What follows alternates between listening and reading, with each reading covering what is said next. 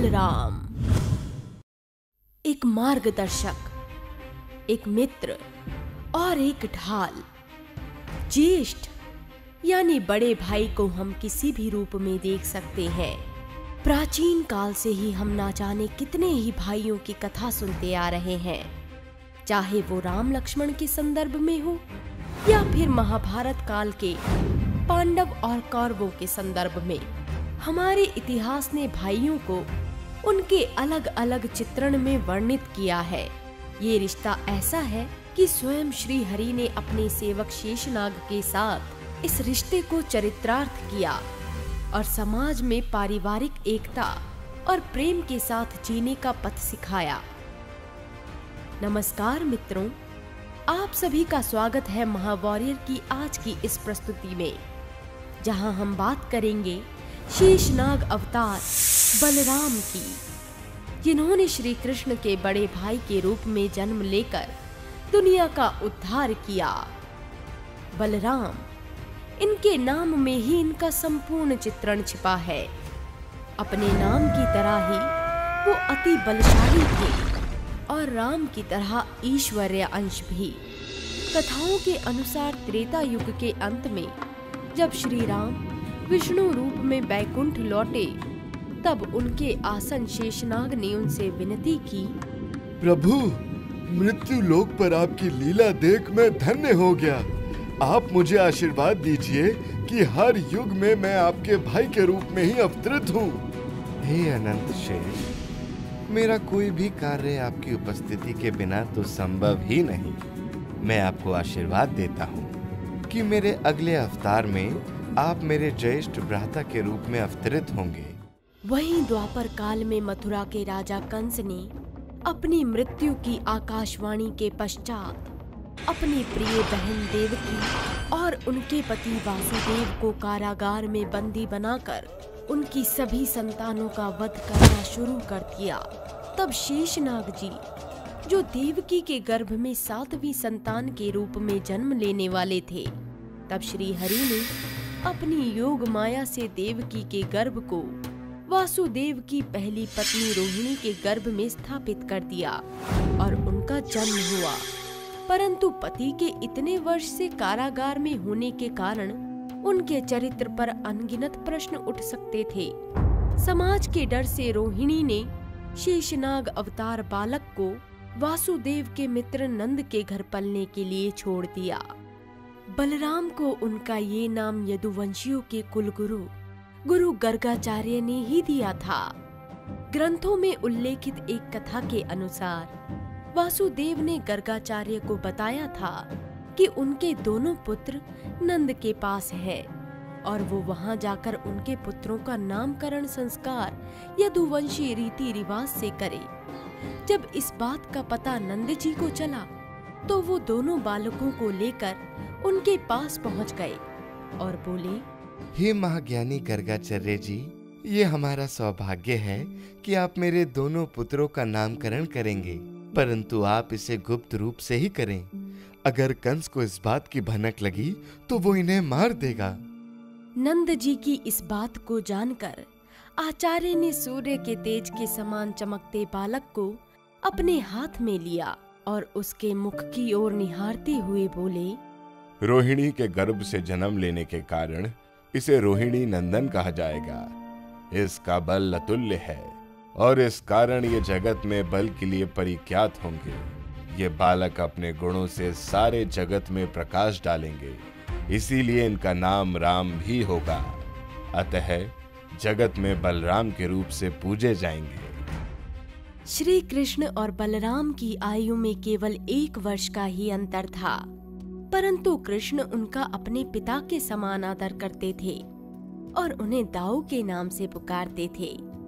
प्राचीन काव्यों और कथाओं में दोनों भाइयों में असीम प्रेम दिखाया गया है, परंतु हमें दोनों भाइयों के बीच मानसिक मतभेद के भी उदाहरण मिलते हैं।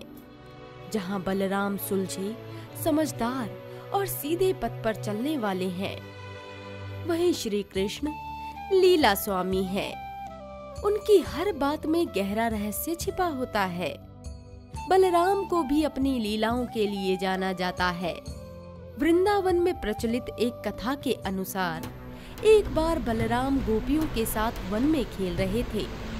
बलराम जी ने यमुना को भी अपने साथ खेलने के लिए आमंत्रित किया, पर उन्होंने बलराम के इस निवेदन को ठुकरा दिया। गुस्से में तिलमिलाए बलराम ने अपना हल उठाया और यमुना को 100 पतली नदियों में बांट दिया। श्री कृष्ण भी बलराम जी के बल से प्रभावित थे और उनकी सहायता से उन्होंने कई दैत्यों का नाश किया था। बाल्यावस्था में ही उन्होंने विशालकाय पहलवान चरूर और मुष्टिक को मल्ल युद्ध में मार डाला था, जिसके पश्चात ही श्री कृष्ण कंस का अंत कर पाए थे। बलराम जी की शक्ति और बल का परिचय हमें महाभारत काल में भी मिलता है। महाभारत के 2 दिग्गज गदाधर भीम और दुर्योधन दोनों ही गदा युद्ध के भगवान बलराम जी के शिष्य थे, परंतु बलराम दुर्योधन को ही अपना प्रिय शिष्य समझते थे, जिस बात का दुर्योधन को बहुत ही अभिमान था। दुर्योधन, तुम गदा युद्ध कला में पारंगत हो चुके हो। गदा युद्ध में तुम्हें हराने के लिए स्वयं मुझे ही आना होगा। भगवान कृष्ण अपने भ्राता के स्वभाव को बहुत अच्छे से जानते थे।